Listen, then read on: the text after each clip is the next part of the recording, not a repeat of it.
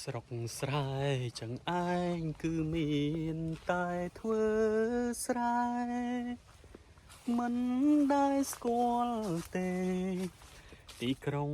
ធំស្កឹមស្កៃកំឡុងជនបទគ្មានគេ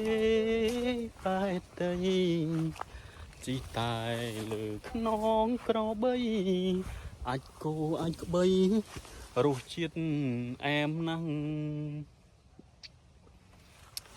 ហើយ5 ឆ្នាំមានអីអ៊ូទេមានអូឈូសកណ្ដាលមកអ្នកពេញមានអើ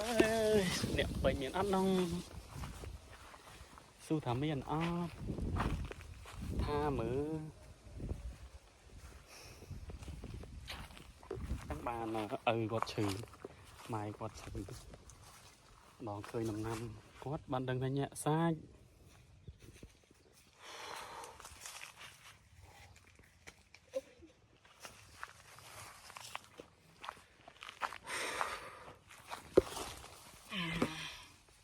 គ្រប់ដើមមកបងប្អូនអើយទសាទឹកដៃកសិករស្ងាត់